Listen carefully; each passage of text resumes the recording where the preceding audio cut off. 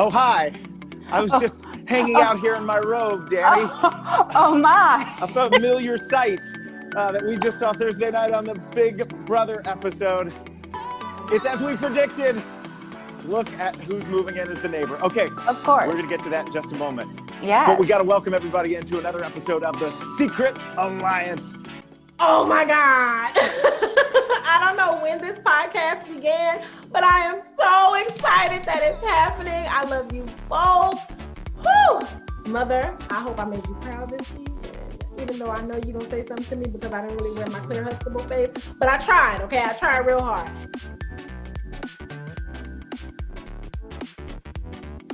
Oh, here we go, Dani. Yeah, so much to say and so little time. Where do we begin? First things first, and we're going to backtrack in some of the game, but spoiler alert, if you haven't seen Thursday night's Eviction episode, Vonne is out. And Dani, how are you feeling? Okay, I'm not going to cry. I'm not going to cry. Let me actually get rid of this before we go any further. The robe, I'll bring it back in a minute, but I want to be, respectable here because, I was moved. I've just watching the episode and where it was leading to. I mean, I felt so bad for Day. It was very, Jason, I think when I think about it, when I first played the game, it was just me trying to win. And the fact that you and I had this amazing alliance, we just didn't see color. It was just two people coming together. And then as the years progressed, I was like, every season I would tune in. I'm like, okay, so who's going to be the typical African-American female? Who's going to be the African-American male? And then my think, can they win? Right. Mm-hmm. And it's so profound to think it's been so long that we haven't had a winner yet. And when she stood up there and made that speech and she gave accolades and praise to me personally, I was very moved. Right now I'm trying not to cry, but I love her. I adore her. I think I said she's a friend, and I knew she had that burden going into that game. She really wanted that so much. Mm-hmm. And even where she was having constant strife with David, I mean, at one point I said, she just needs to vote him out. She said, I just can't do that, because to her, it was much bigger than just the game or the money. And she just had a purpose. And for that purpose to be gone on Thursday breaks my heart. But David is still in the game. So he's there. She's still there. But when she stood up looking just amazing, beautiful, and just, I was just deeply moved. It was probably one of the best exit speeches in Big Brother history. And kudos to It goes Day. Up there at the top, if not the best. The best. And kudos to Day. I think she's just a class act. And this past week was pretty rough. She said some things about David, but she said that on a game and hurtful personal level. So I'm not going to falter on that because of the information that was provided to her. She didn't have good information. Yep. Right. So I just love her. I have nothing bad to say. I just love her. I wanted her to come back and play again. And I kept thinking, Jason, I was like, I remember at one point I put my head down and I said, I should have been there. I should have been there. So not that I wanted to win. I just felt like if I was there, I could have helped him better. Like, I don't know. It's just heartbreaking to see something like that. I mean, the fact that we've only had Casey, Josh Martinez, and Jun Sung for the last 22 seasons, only 3 winners of color. It's pretty mind-boggling, to say the least. It's pretty mind-boggling. So, I hope they'll cast more. That's why I give Arissa Cox from Big Brother Canada, how she made that pledge and that commitment to have more diversity.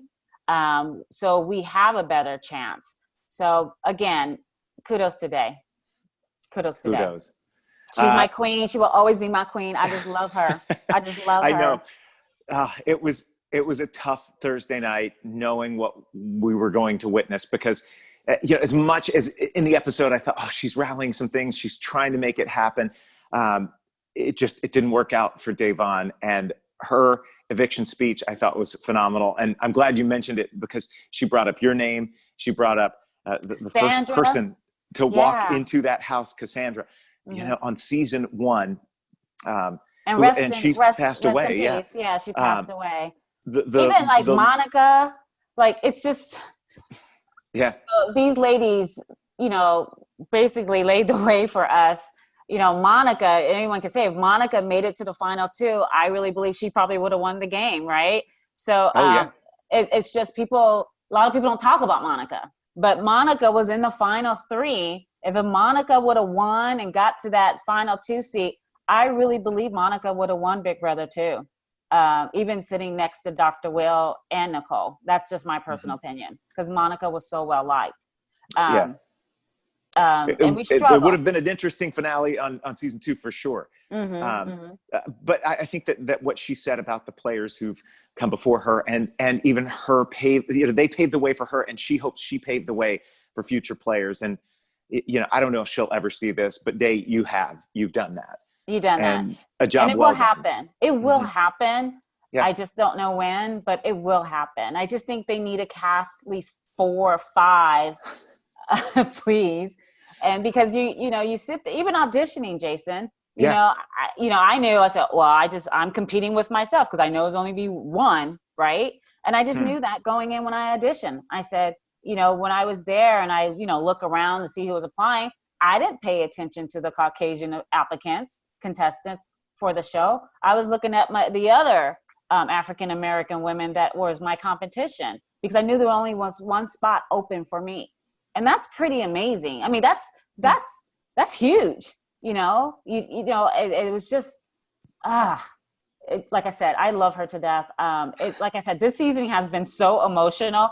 I've never cried so much on watching a freaking reality show. Well, outside of the season, you were in the house, right? Yeah, I'm just bawling and slinging snot. And I'm like, what is going on? But I'm just so personally, emotionally invested in these players. And I was really invested between her and Bayleigh. And now at this point, I'm looking at David. I'm like, could you be the sleeper, But let's talk about David here because he, without doing anything, has ended up in a position where Memphis wants to move this guy along for a couple of more weeks. So let's talk about this this Memphis and was it a Christmas conversation? Conversation.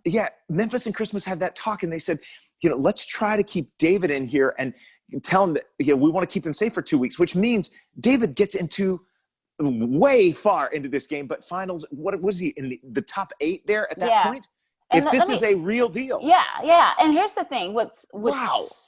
And what irritates me watching the other episode and this episode, they said when Memphis wanted to backdoor David, Cody and them said, why would you want to backdoor him? He's a lone ranger. He's all by himself. Well, why did you guys have that same mentality when Kaysar was in the house? Kaysar was by himself, Lone Ranger, but now you guys want to flip the script and say, oh, why go after David? Because he has no power. And, Kaysar wasn't winning anything. He won that one thing and he didn't have any power.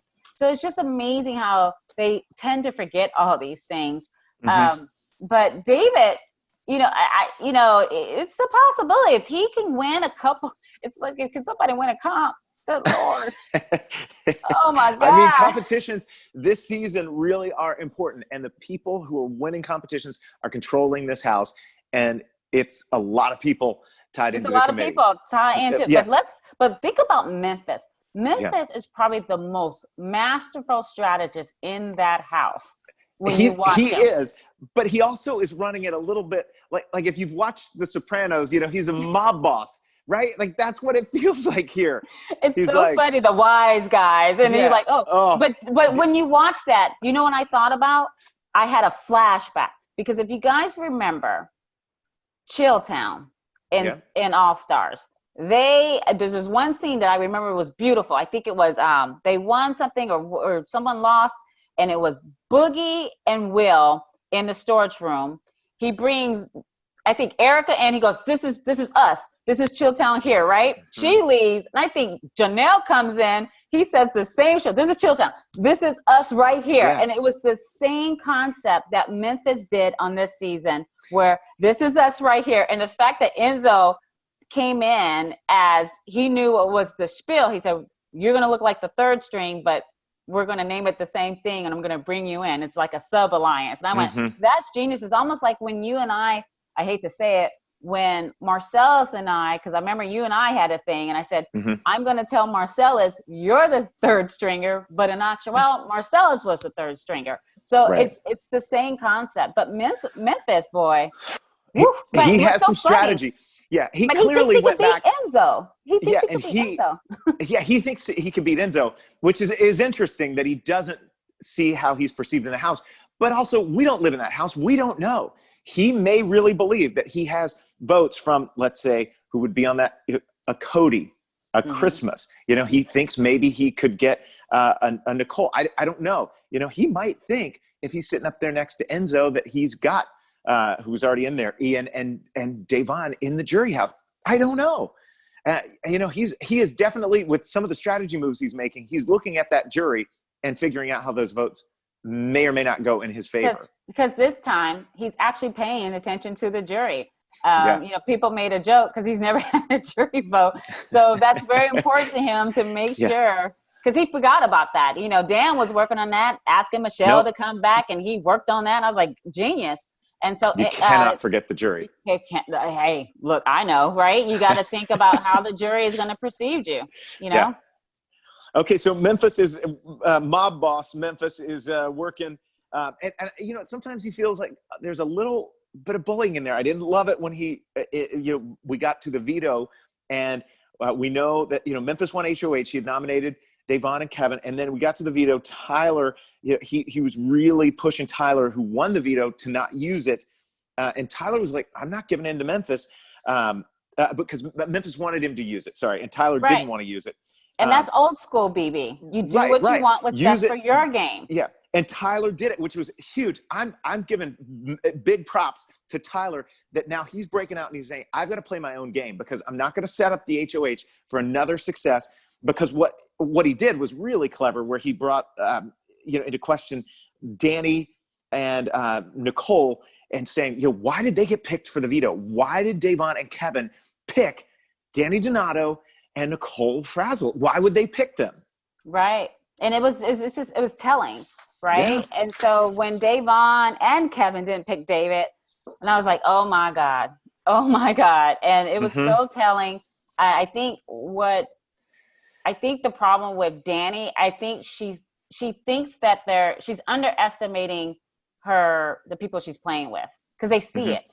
And I think she thinks she's so comfortable, and she has such a mastermind of what's going on, the pulse. She has a pulse. She knows the pulse of the house, or the temperature of the house. But I don't think she does. I don't think she realizes she's in a lot of danger, because people know what she's doing, quite frankly. Yeah, they do. Right? Yeah, they're watching her. Right. And at this time, where it comes to the jury votes, where Davon had that conversation with Nicole to basically fess up. Yeah. Nicole should have just fessed up right there. She should have. Right there, she should have said. That was the moment that you come clean. She said, I did it for game reasons. If she would have told her and said, I'm so sorry. But the fact that Nicole let Davon basically talk about David like he had a tail all week, it's offensive. Well, absolutely offensive. In the interview she did with Julie Chen at the end of the episode, she talked about how that decision that Nicole made really did impact whether it was a game move or a personal move, because she felt, and this is Davon telling Julie Chen, that she felt like then that was her, essentially, I'm asking you, is this guy a liar to me, to my face, and working against me, or did he tell me the truth? And so Nicole lied to Davon. Again. And Davon believed her again, and Davon believed her. And I agree, that would have been the time where you come clean and you go, hey, it's not going to change anything, but you need to know this. You need to know. And here's why I did it. I did it. I get that it's bad game. I get it for Nicole. It's bad game because Devon could have and probably would have shared it with Kevin. It is bad game, but man, I just felt like that was the moment. Like we're watching, you got to come clean. You got to come clean. I thought she was going to do it, and she didn't. And I know she came clean in the eviction, the goodbyes, but I feel like it's too late. Right. And then, it's too late. I don't know that it will change a jury vote. And that's what I feel like Nicole was trying to do by telling her there. So here's the thing. When you get to the jury stage of the game and people are doing the goodbye messages, bye, I love you, I think you're amazing, blah, blah. No one wants to hear that crap. I'm sitting outside, right? And so when she's like doing those tears, you're like, girl, bye, please. You're just crying because you want a jury vote. When my so-called best friend in All Stars basically was my executioner, her goodbye is like, I know you said you weren't going to vote for me. No one want to hear that crap. No, I ain't voting for you because I'm pissed off. Yeah. And so, you can't be apologetic during the goodbye speeches because they mean nothing, everybody. It means nothing because the evicted house guest is angry and it's too little too late. Yeah. And I think it stings even a little more. Yeah. It's like, Are you say that, like, are you the being knife sincere? in and it turned, it did. Yeah, and are you being genuine? I like Devon's speech because basically she told Nicole, I'm on to you. I know how you voted. You bye-bye vote gone. And you know what? And she has the gift of gab, and she has to go back into that jury house with Ian and bust his bubble and say, just so you know, your girl did not vote for you to stay. Right. She has that information now. Yes. And then here's the thing. What was Nicole's point of that? Like, she did not have any validity not to vote to keep Ian. There's no reason. She said, because I didn't want Dani to have that. It's only one winner. She could apologize to Dani and say, Dani, I just can't. He's my friend and I just can't do it. I do think Ian would give her the vote. I'm talking for Nicole. I think that Ian would give her the vote in the end if she's sitting up against the right person. But I don't think it's a lock. I think had he gotten the vote and it had come up to Dani had to make a decision and he knew he got Nicole's vote for him to stay, I think that would have been a no question. Nicole gets his vote if she goes to the final two. It's possible. For Ian. Yeah. I don't know. It's hard to figure it all out. At this point, I'm dragging her all the way to the end. At this point. You think she's made too many enemies in that jury house and they're just two jury members? I'm telling you, Devon, because you guys don't understand. When you get in a jury, people talk and they're venting all. And Devon has the gift of gab. And I'm curious to see her and Ian have a whole week of talking to each other and comparing notes. And, Ian is a very logical player.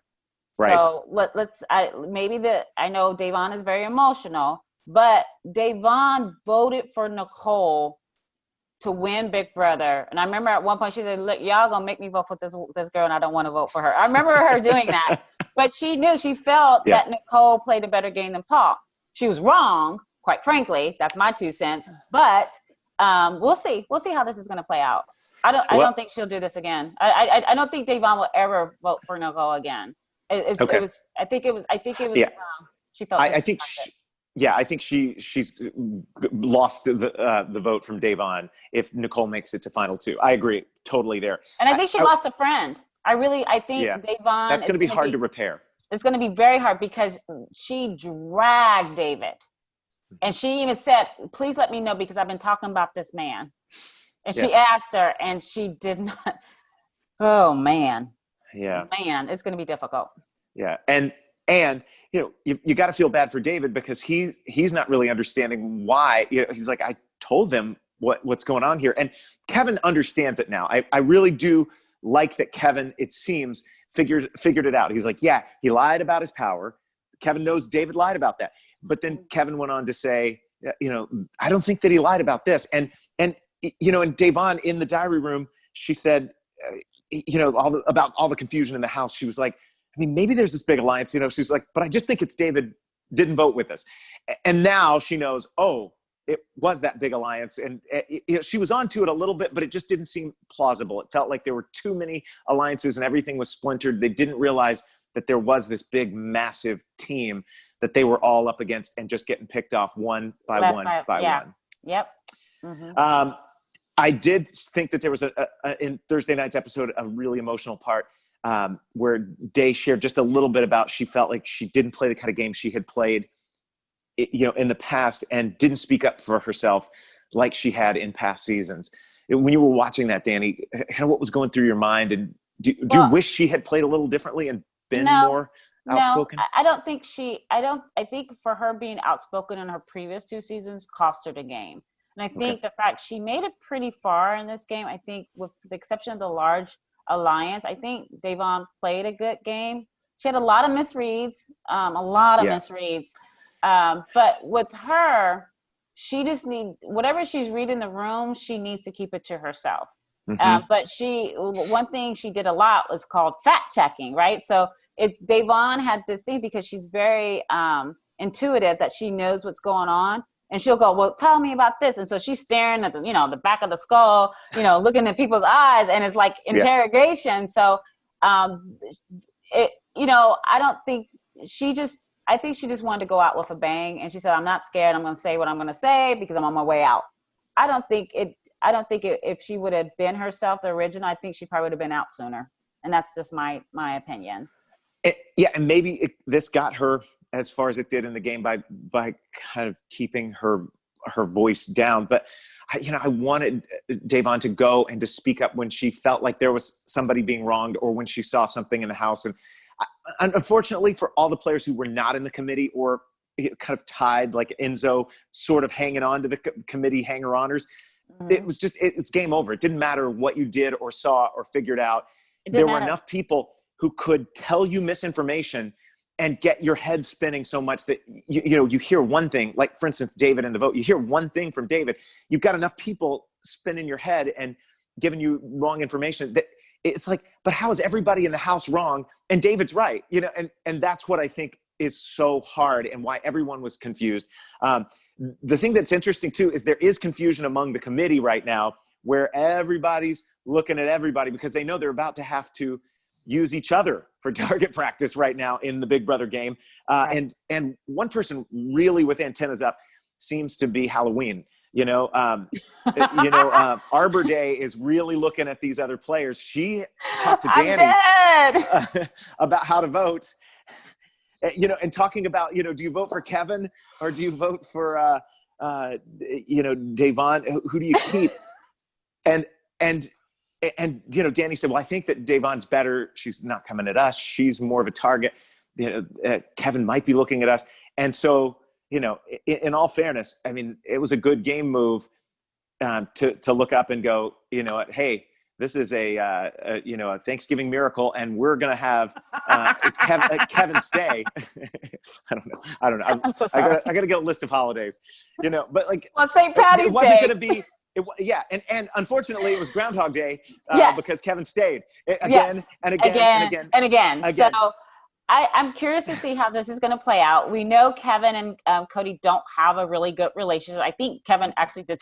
I don't think he likes Cody at all. But Cody does seem to be likable. These house guests like Cody.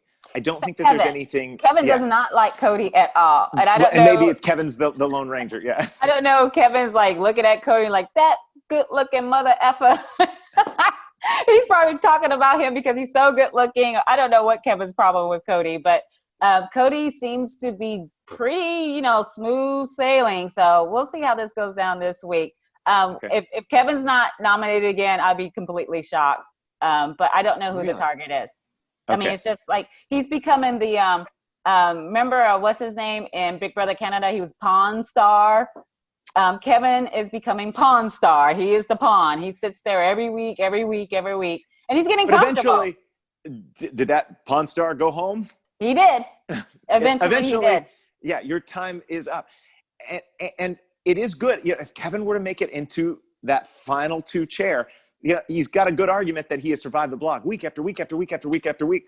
But I feel like people will go, you didn't play the same game where you controlled the house. You were just skating by. You weren't as bad an option as the other person sitting next to you. He's had no power. He has no control. People saved, Devon saved him because he was gone that week. So he just needs to win competitions. It comes down. It's like it's a wasted. And vote, he did win. He did win. What was it? A veto, right? Yeah. Right. The string one, right? He won that one. Yeah. But we'll see how this is going to play out. Kevin has to make some big moves in order to start winning some favors. So yeah, we'll he's got to give himself a reason to be in that house or some power. And so if people say, "Oh yeah, we need to keep Kevin," and here's why, then he needs to leverage that. But I don't know. The thing that is interesting, we brought it up a minute ago with Memphis and the strategy. He's created the Wise Guys version 1.0 and 2.0. Yeah. And that Wise Guys that he created he said to Enzo, you and me, we're the two, but we're going to bring in somebody on version 1 and somebody on version 2. We're going to give it the same name. So if you slip, it was brilliant. If you slip on the name, when you're with the other person in that threesome, I loved it. It makes so much sense. Again, it very much mirrors what you were talking about with Chilltown, pulling that off in the All-Star season. And so the Wise Guys, and they brought in Enzo and Memphis brought in, and this is all Memphis masterminding this. They brought in Cody, which I thought, okay, and there we go. That makes sense. I felt like that was going to be a thing. Okay, so those are the three. That's version 1.0. Version 2.0, I thought it's Tyler. Me too. They cut to St. Patty's Day. I couldn't believe he brought her in. I was like, wow. St. Patty's Day is in the Wise Guys. Yeah. So, and then what was funny is she was like, the name though, I'm not a guy. I'm not a guy. And then they said, like the Wise Guys, like it's funny, like being a wise guy. I said, okay. Fellas. So she's on board with the Wise Guys. And so that, is of course it's Enzo, Memphis, and then Christmas in that version 2.0. It's interesting though. And Christmas is doing some, I'm going to just finish this though. She is doing some digging right now and bringing back some good intel to those players. Her two, Enzo, Memphis, which means it goes to Cody. Those are 4 to watch right now. But listen to this. If you caught that, she said, my ride and die, my final 2 agreement is Tyler. Mm-hmm. So, I don't know. It is good. It is good strategy and good strategy. Game. I got to give her props. Like, come on, let's go. And she is going to be able to protect Tyler a little longer in this game. Yes. And what we knew is Dani and Nicole are going to probably be the next targets. Like, I really believe if a committee member even gets power, Kevin goes up and maybe David goes up, and then it's looking to backdoor a Dani or a Nicole. Do you think that? I think Nicole's more the target list than – Dani's more on the target. For sure, yeah. Than Nicole is. But they can put Nicole on the in the bullseye or on the hit list, and it's good for their game if they get rid of her too, right? Mm-hmm. Mm-hmm. Mm-hmm. Although, you're convinced, a lot of the jury votes aren't going to go her way just because of how she's played. I'm dragging her to the fun. I'm dragging so you can drag her along, keep her dragging her, and then I would drag her in the final speech. I would drag her. I'm just saying. I hate the one thing that irritated me when I was in the final too is that I was trying to be respectful to Lisa and all that stuff, but I should have just been like, no, blah blah. I should have been, because I think I was so tired and burnt out at that time. But if you make it to the final 2, what I loved about June when she was sitting next to Allie Bear, she dragged her. Evil Dick dragged his daughter. So I think, nothing personal. It is just business. Just game. Think you got to play that game, and you have to say why this person shouldn't win versus you winning. You can do it in a very respectful kind of way. I'm just saying. You can, but you can call out all of the missteps and but Jason, if you and I were in the final 2, I would have been like, can we get this over and get my boy his check? Because I wouldn't care. I'm like, whatever y'all gonna say. I think I would have been probably awful if you were sitting next to me, because I think I would have did some personal attacks to the jury, because I wouldn't even care at that point. I would have been like, I know I'm not gonna win this game. Go and get my boy a check. But Dani, you know what? If I hadn't gone out third and you and I had been there first and second, I would have encouraged you, and I had already thought about it, that you have to sell yourself in this game and why you should win it over me. I don't know if you'd have done it, but that was something I had already gone over, is that I was like, get ready. put on your, put on your big boy Oh, you pants. thought it was? No, I would have never done it. I'm telling Dani, like this is where you get to, we've competed together, but now you compete against me here. Nope. And I would have been like, get my boy his check. For the finale, Where's his check? for the ending of Give season my 3. boy his check. I was like, where's his check? Stop fooling around with him. Y'all can shut the hell up and get this over. No one ain't listening to y'all. Y'all ain't voting for me. Give my boy his check. But Jason God. Make sure you spell it right. You had a good idea of how these jury members were thinking because of the way that those questions went in the competition. I lost. Yeah, but it gave you a lot of clues, and I think you did have an idea of all right, I know how this is going. This is going back. Yeah. Let's talk about the fun thing on a Wednesday night episode. It made the episode all worthwhile when Zing Mott showed up, and this iteration was the Tiger Zing. And let me just say, I wrote it down here in my notes. Davon said, he doesn't look just like the average Joe. He looks more exotic. So they gave the little Joe Exotic shot. That was pretty good. That's a good one. That was great. Good job, Day. That was some good stuff. But we got to say, who was the best Zing? Yeah. It got to be Nicole. It went to Nicole. Yeah, when he sang the wedding song. Oh man, if you didn't see it, I'm sure somebody's posted online. It's obviously you can go see it. It was so juicy, and I was the like, website there for CBS. Yeah, I was like, who's in there? I hurt for her like that. Like we have a little fun and we do some stuff, but these are all people, and I didn't hurt for her. We try to be nice and respectful, but that was ow. And everybody hurt for her. I cackled. I thought it was the best thing ever. It's so funny. She goes, you want me to talk in the morning? And then she started whining. She goes, oh, I'm whining right now. I'm whining now. It was such a good moment. Kudos. The producers, whoever had that segment to work on, that was great. Yeah, I would have been like, Zimbach, don't let me catch you outside. Don't let me catch you outside because he's so mean. Oh, I love it. I'm so glad we didn't have that. Oh, there were plenty of good ones. And really, that was the first time I went, oh, right. It's been episodes since we've seen Enzo. When he went out into the backyard to see what the Tiger Zing brought to the house. It was great. Yeah. So I got to say that Enzo is so low on the radar right now. It is good for his game. And then to align with Memphis, it just keeps reiterating that guy is in a good spot in this house and in that game. He is playing the hell out of that game. Now, I can't wait to hear what Davon has to say to us after the eviction because they're recording some answers to questions we had. The proof of life we are interview. going to share those with you. And then we're going to give our take a lot like we did with Ian on the last episode. And if you haven't listened, we got the video up on YouTube. Subscribe, watch it, all that good stuff. You can also listen to it all wherever you get podcasts. Dani, we got to talk about a couple of things that happened that I think really were surprising in the end. We saw, and that's why I brought the robe out when we got started here, Dr. Will. Spoiler alert if you haven't seen Thursday night's episode, but Dr. Will, very gray. His hair is almost gray. It looks too perfect. Like is it dyed that gray? No, that's him. He's the silver fox. Yeah, he's if you know Will's mother, his mother had the same gray. I mean, he wears it well, right? Oh yeah, and it looks fantastic on it. But that's why I was like, it's too perfect. Well, it's Dr. Will. I know, right. On a scale of 1 to 10, he's an 11.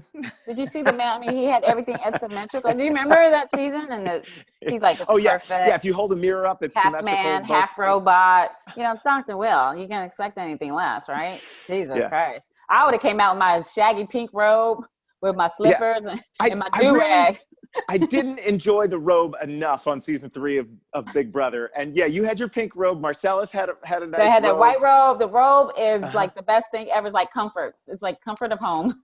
I have grown to love a robe. I appreciated, and a couple of weeks ago when we talked to June Song, we joked about, now, as aging contestants, it's like if we went back, we're not wearing bikinis and Speedos on that show. We're wearing the muumuu or the robe, and that's what Dr. Will was like. He's like, I'll be back for All Stars too. But right here on this line, my attorney said that it should, I shall be seen in robes only.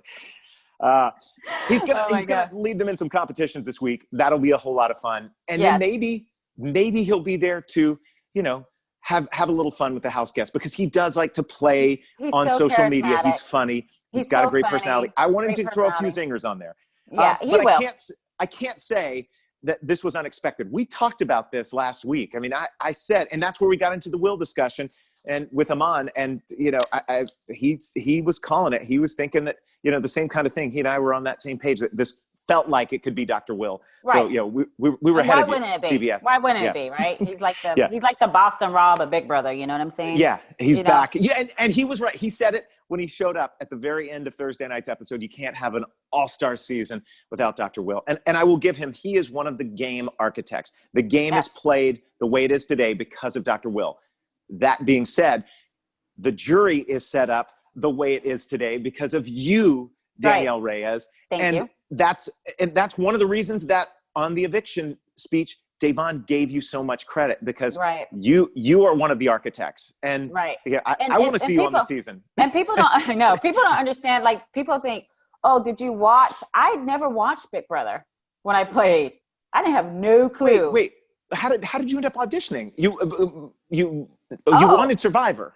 I auditioned for Survivor 3 times. Didn't get any callback, no love, nothing, right? Excuse me, y'all. This is back in the days when we had to send a VHS tape. Yeah. You don't know what that is, Google it. Anyway, I had a coworker kept talking about Big Brother every week to me. And I think it was during the time of Dr. Will. And I kept saying, well, how much is the prize? And she said, it's $500,000. I said, okay, well, all right, let's look it up. Survivor's $1 million, though. So you were looking for the bigger prize. I was trying to win $1 million. So she told me, she kept begging me for audition. I think it was like a Wednesday night at work. We were pulling a long night. And she said, please, Danielle, you'd be so good. And we looked it up on the internet where it's Dowell, and this is how long ago it was. And it said the tape had to arrive on Friday. So literally I had to go home that night, do an audition tape, stick it in the mail so it can get to meet the deadline. But what's so funny was, I remember her name was Vicky. And she goes, I said, so they just get nominated every week? No one votes out? She goes, no, you get nominated. I said, oh, okay. So all I have to do is make it to the final 2 and never get nominated. And she looked me in my face. She goes, oh no, everyone always get nominated. And I looked at her, I said, I won't. I said that to her. That story. You remember? I said, I'm not going to get nominated. Yeah. And she's like, no, Danielle, everyone always gets nominated. You did. You made it to the final 2. Never got nominated. Never got nominated. Finished it out on the jury vote. Now, since then, we've seen a Derek pull that off. Some people. There. But you were the first. And wait, did Dr. Will go without getting nominated? No, on season 2. Jason, Dr. Will is nominated every other week. Every week. That's right. He talked his way off. Yeah. Talked his way out. Dani, I'm not the historian. Dr. Will is always 22 seasons in. Keep in mind, our season was 18 years ago. His was 19 years ago. Yeah, and this robe too. It's getting a little hot. It's getting hot in here. Yeah, getting hot in here. So take off all your robes. That's how we'll dance to at the end here. Hey, I do want to talk about that vote going 5-2 because we had votes in favor of Devon staying, and it was Dani and Nicole frazzled. And so were you surprised that Dani Donato? Yeah, you went that way? Yeah, I can believe so. It just kind of solidified people's speculations between Dani and Nicole's allegiance. So I was surprised. We said that a little earlier. That's putting another target on them. And I'm surprised David didn't give her the vote, but I guess because of their issues and how she mistreated him and what she called him, I think he took offense to that, which he had every right to, right? I mean, when you're being honest and genuine, it's very difficult. So, and when it's all over and done, I really do believe that Devon and David are going to talk it out. They're going to hug it out. They're going to be fine. And we don't have the game in play, and so I know she'll be able to really hear him. And I think he won't try to play the Riddler role, and I think he can just shoot her straight. And then I think that she'll be able to say, hey, with the bad information I was given, with someone lying to me, I thought you were betraying me, and that's why I said those things. Now that I know, I feel terrible and look terrible because I was saying these things, but it was all bad information. And I think she will say that she's sorry, and they can move on from there. And I think that I really do. I think that relationship can be mended. I don't think it will work reverse for Nicole and Devon. I don't think it'll work that way. I don't think so. I think she's going to have to dig deep in that godly soul of hers and see if she's going to be able to forgive her. Yeah. So a couple of people that we keep saying are looking good right now. David for the next couple of weeks because he's not in the crosshairs. He's got this Memphis sort of deal thing, and some of that alliance wants to look out for him for a couple of weeks. Cody saying yeah to all of that because it takes him along further, and then they think, oh, we can get him. They're a little bit more worried about Kevin, and obviously very concerned about Dani and Nicole. The other thing, after Nicole gave that eviction goodbye, she kind of revealed the alliance, and she said she had lied about David's vote. She said it was me. I lied. I voted to evict Ian. Davon, I thought it was so telling, and I can't wait to hear what she says to us about her questions, because we asked her about those goodbyes, but she just gave a and wait a minute. It said it all. When a woman goes, that's not good, y'all. When let me tell you guys, when y'all trying to lie to your woman and you lying and she goes, that's not good. No, it's all not over. good at all. No, it's all over. You need to, sorry, so sorry. And I thought it was so telling. Before she had left the house and before she had that information, the last thing Davon said in the house was, it's Nicole's fault, because she, in the hug, pulled out some hair extensions and some things and didn't get the mask on and all that stuff. And she goes, it's Nicole's fault. And those are the parting words. I kind of got to say, like, that was great for it to have been what she said as she left. Right. Because it was. And then she didn't even know it. She learned that minutes later in the goodbye. I mean, it's fitting. Yeah. Was there anything when Julie interviewed her that really stood out that you thought was telling about her game, or that you went, oh, okay, this was like an eye opener moment for me when I heard Davon answering some of the things that Julie had to say about the game and this particular season. She was over it. She's always want to get out the house with those people, and she's just over it. She has a big responsibility now to decide who's going to win the game. I just enjoyed that I want a margarita, and Julie's like, I will have one with you. I was like, yes, girl, yes. So it was We're ready good. to go. Come on, Dan, come on. Cheers. No, I was already thinking about that. Give that woman a margarita. She has deserved it. Well deserved. Davon, get to the Julie house. You come on, grab. She said, "Can I get a drink? A robe. Give me a drink." I would like take my In-N-Out burger. You always got an In-N-Out burger. Let's get her to In-N-Out. Get her a margarita, and let's get her out of there. And she'll be fine. I love Davon. On that, we're out. We love her.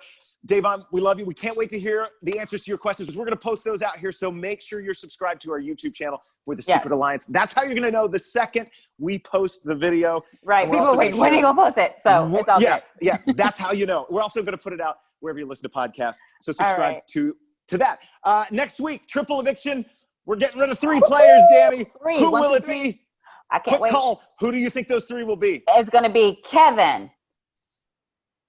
I don't know. Dani will be one. Kevin and Nicole are out next week. No, Kevin and Nicole, I say Kevin and Dani, and then I wouldn't be surprised if Christmas get in there. I'm just gonna put it out there. I think Kevin, Nicole, and I like your Christmas pick. So I think, Kevin, Halloween's Nicole, Christmas. coming. You think Halloween's Kevin, coming. Dani, Christmas. Okay, just in time. Just in time. Oh, you were too bad. Sorry to Christmas and her family. All right, we still love all these players. Sorry, but not sorry. All right, bye. Love you. We're out.